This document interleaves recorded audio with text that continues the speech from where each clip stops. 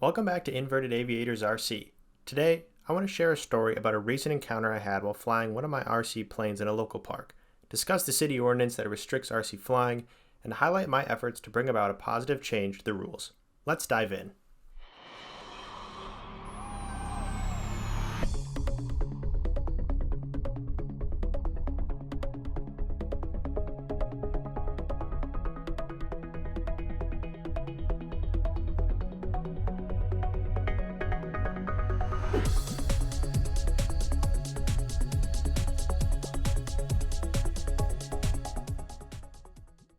A few weeks ago, on a beautiful, sunny, wind-free day in November, I decided it was the perfect time to fly my RC planes. I found Canterbury Park on Google Maps, which was only a few minutes away from my home.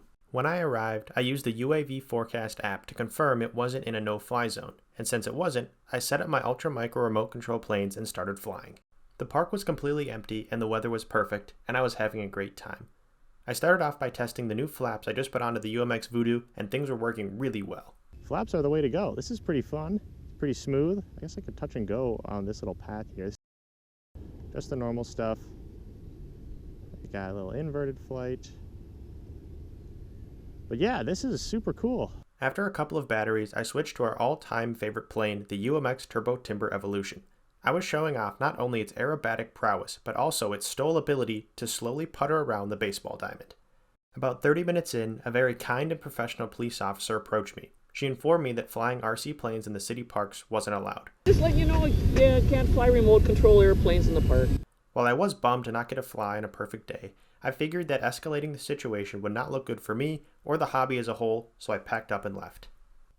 After my encounter at Canterbury Park, I wanted to fully understand the rules and ensure I wasn't unknowingly breaking any laws in the future, so I went home and started digging in the city's website trying to find the ordinance that the police officer had mentioned. Unfortunately, it was far from straightforward. Despite spending a good amount of time searching, I couldn't locate anything that explicitly mentioned flying RC planes in city parks. The city's website didn't have a clear section of ordinances related to recreational activities, which made finding the information feel like looking for a needle in a haystack.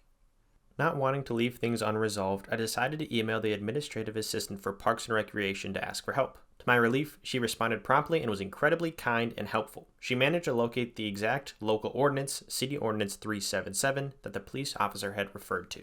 I was both grateful for her assistance and a little frustrated at how challenging it was to find the information on my own.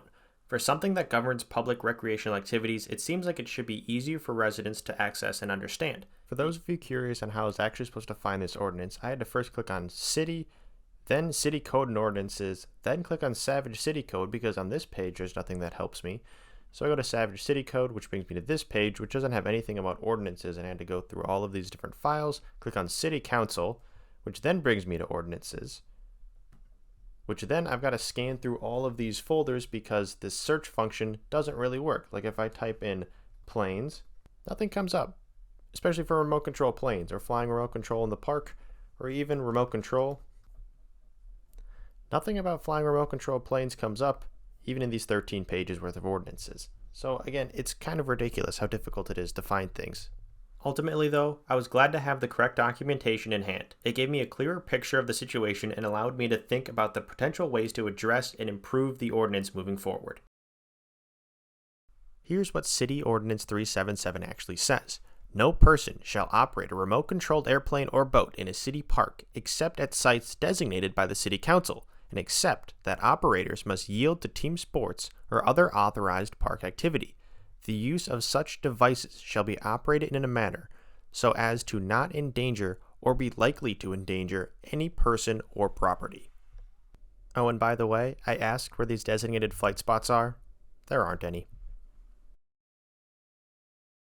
City Ordinance 377, which prohibits flying remote-control planes in city parks, was passed all the way back in 1994. To put this into perspective, the RC planes of the air were a far cry from the compact, lightweight, and electronic-powered models that we have today. Back then, most RC planes were large, heavy, and often powered by gas engines. These planes typically weighed several pounds, easily 10 times heavier than the lightweight foam planes many hobbyists use now.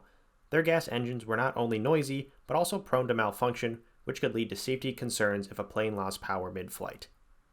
The size of these planes was also a factor. With wingspans of several feet, they required large open areas for takeoff and landing, making parks a less than ideal location. In contrast, today's ultra-microplanes like the ones I fly have wingspans as small as 20 inches and can easily take off and land in confined spaces, such as a baseball field. Additionally, the technology used to control RC planes in 1994 was far less advanced. Radios operated on limited frequencies, which often led to interference between pilots if multiple people were flying in the same area. Modern planes, on the other hand, use advanced 2.4 GHz radio systems with fail-safes, ensuring precise control and minimal risk of interference. Given these differences, it's easy to see why the ordinance was created. At the time, flying RC planes in parks likely posed legitimate safety and noise concerns. However, with the significant advancements in RC technology over the past 30 years, many of these concerns are no longer relevant. Today's planes are quieter, safer, and much smaller, which makes them far less disruptive and more suited to shared spaces like parks. Reflecting on this ordinance, it's clear that it was written with the RC technology of the 1990s in mind, not the modern plane that hobbyists fly today. This is why I believe it's time for a thoughtful update that reflects the current state of the hobby while maintaining safety and respect for the shared public spaces. When I spoke with Public Works Director Greg Boatman, he identified two major points of contention with City Ordinance 377, safety and privacy. His perspective shed light on the city's reasoning behind maintaining the ordinance and the challenges of amending it. Mr. Boatman acknowledged that modern remote control planes, like the ones I fly, are much smaller, quieter, and safer than those from decades ago. However, he emphasized that safety is still a reasonable concern at public parks. He explained that while it's generally acceptable to be hit by something like a frisbee or a football in a park, both of which are commonly thrown around, being hit by a plane might not be viewed in the same way. Even though my planes are lightweight and made of foam, the perception of danger is heightened because they are motorized and airborne. Another key point Mr. Boatman raised was liability. If the city allowed remote control planes to be flown in parks, it could potentially bear responsibility for any damages caused. This liability creates additional hurdles when considering changes to the ordinance. Mr. Boatman also highlighted privacy as a significant issue, particularly with FPV planes equipped with cameras. He mentioned that in today's climate, where drones and their use are frequently in the news, many people are uneasy about objects flying near them, especially with cameras on board. Although the cameras on my planes have limited resolution, comparable to a VHS tape, and aren't even capable of capturing fine details, the very presence of a camera can raise concerns for some parkgoers. These perceptions of privacy invasion, even if unfounded, contribute to the city's cautious stance of allowing FPV planes in public spaces. By addressing these concerns head-on, I believe there's potential to find a middle ground. My proposed amendments to the ordinance focus on addressing both safety and privacy, while allowing for responsible use of RC planes in designated areas of public parks. This way, the city can reduce liability and respect parks' visitors' concerns, while supporting a growing and evolving hobby. One of the key questions that comes up when discussing City Ordinance 377 is, who actually has authority over the airspace at public parks? To provide some clarity, let's look at the roles of federal and local regulations in this area. The Federal Aviation Administration, or FAA, is responsible for regulating all navigable airspace in the United States. Their rules set the standards for what is allowed in the air and where it's allowed to be. For example, the FAA has a hard ceiling of 400 feet for recreational RC planes and drones, and there are specific no-fly zones around airports, military installations, and other restricted areas. As long as I'm following these FAA rules, flying below 400 feet, maintaining visual line of sight, and avoiding restricted airspace, my flights are federally compliant. Now here's where it gets a bit tricky. While the FAA governs the airspace, local governments, like cities or towns, can regulate how public land under their jurisdiction is used. Essentially, the FAA controls what happens in the air, but the city controls access to the ground where the flying starts and ends. This overlap can create some confusion, as many hobbyists assume that FAA compliance grants them free rein to fly anywhere. However, it's important to understand that cities have the right to set additional rules for public spaces under their management. This is why it's so important to engage with city officials, like I have with Public Works Director Greg Boatman, to work towards a balanced solution that respects both federal regulations and local concerns. By understanding who's in charge and the scope of their authority, we can have more productive conversations about how to responsibly integrate modern RC flying into public spaces. One of the simplest and most effective changes would be to designate specific open areas within certain parks for RC flying. These areas could function similarly to other designated recreational spaces like soccer fields or disc golf courses. For instance, a large open field with minimal foot traffic could be reserved for RC enthusiasts during specific hours. This would provide a safe, controlled environment for flying while minimizing the risk of conflicts and other park activities. The FAA exempts drones and RC planes under 250 grams from registration and additional regulations because of their minimal safety risks. Incorporating this threshold into the City Ordinance would be a logical step. Allowing only lightweight planes under 250 grams to fly in parks align with the federal standards and ensures that only the safest, least disruptive models are used. Creating a set of clear safety guidelines for RC pilots could address many of the city's concerns. These guidelines could include maintaining visual line of sight at all times, avoiding flights during crowded park hours, limiting flights to specific distances from other park users, like 100 feet, and ensuring all pilots operate within the FAA regulations, including the 400-foot ceiling. These rules would promote responsible flying, making it easier for the city to enforce safety standards. To address the city's concern about liability, pilots could be required to sign a waiver assuming responsibility for any damages caused by their aircraft. This would protect the city from legal repercussions while placing accountability on the pilot where it belongs.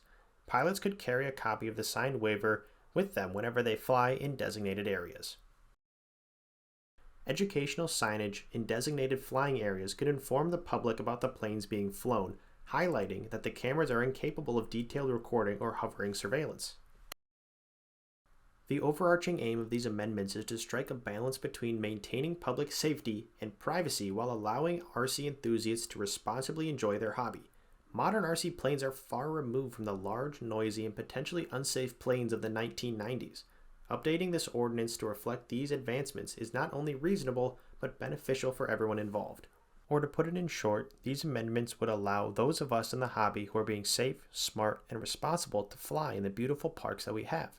I think we can all agree that whether or not I was in full compliance with the city ordinances, I wasn't bothering anyone on my flights during that perfect November day. When I shared my story online, I received a lot of feedback from viewers. Many of the comments were supportive, expressing frustration about outdated ordinances and sharing similar experiences. Others offered suggestions on how to approach the city and advocate for change. That said, some of the comments were understandably emotional, with people venting their frustrations at public officials or questioning why such rules exist. While I completely understand the irritation that comes with being restricted by outdated ordinances, it's important to remember that how we represent ourselves as hobbyists matters.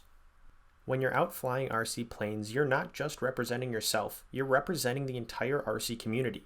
If we react negatively or to lash out at public officials, law enforcement, or even bystanders who raise concerns, it reinforces the perception that RC pilots are irresponsible or unwilling to cooperate. This perception can ultimately harm the hobby by making it harder to advocate for change or find public spaces where we can fly. Instead, we should strive to treat everyone we interact with, whether it's a police officer, park official, or curious bystander, with respect and dignity. By calmly explaining our hobby, the safety measures we follow, and the enjoyment it brings, we can help create a more positive perception for RC flying. If everyone approaches these situations with a mindset that the other person is wildly incorrect, it creates conflicts and shuts down meaningful conversations. But if we respond respectfully and constructively, we can build bridges that help people see RC flying for what it really is, a safe, fun, and creative hobby. So let's keep that in mind as we advocate for changes. The way we conduct ourselves today can have a big impact on how the hobby is perceived tomorrow. After my encounter at the park and subsequent discussions with Public Works Director Greg Boatman, I took further steps to address the issue. I didn't just stop at one email, I reached out to the city mayor and every single city council member.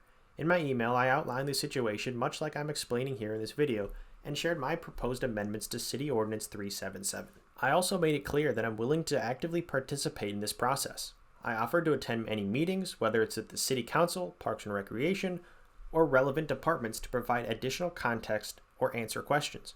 My goal is to work collaboratively to find a solution that balances public safety and privacy with the enjoyment of this hobby. Despite my efforts, I have yet to hear back from anyone besides Mr. Boatman. It's an extremely frustrating situation because this isn't just about advocating for myself. It's about representing the broader RC community and opening a dialogue that could benefit many. Silence from city officials feels like a roadblock, but I remain determined to keep pushing forward. If there's one thing this experience has taught me, it's that persistence and patience are key. Change doesn't happen overnight, and I'm committed to seeing this through. If you're watching this and have faced similar challenges, I encourage you to stay engaged, keep advocating, and continue treating everyone involved with respect, even when it feels like you're not being heard. Together we can move the needle in the right direction. I want to take a moment to thank the police officer for her professionalism for informing me about the ordinance without escalating the situation. It's important to recognize when things are handled well. For now, I'm waiting to hear back from city officials about the next steps. I hope this video sheds light on the current situation and sparks a productive conversation about modernizing outdated rules. If you enjoyed this video or want to support my efforts, please like, share, and subscribe to Inverted Aviators RC. And let's keep this dialogue going, and together we can create a community where everyone can enjoy their hobbies safely and responsibly. Thanks so much for watching, and I'll see you in the next one. Oh yeah, we also just released our Freedom to Fly collection, so if you want to support our cause outside of the internet, this is the way to do so. Thanks for watching!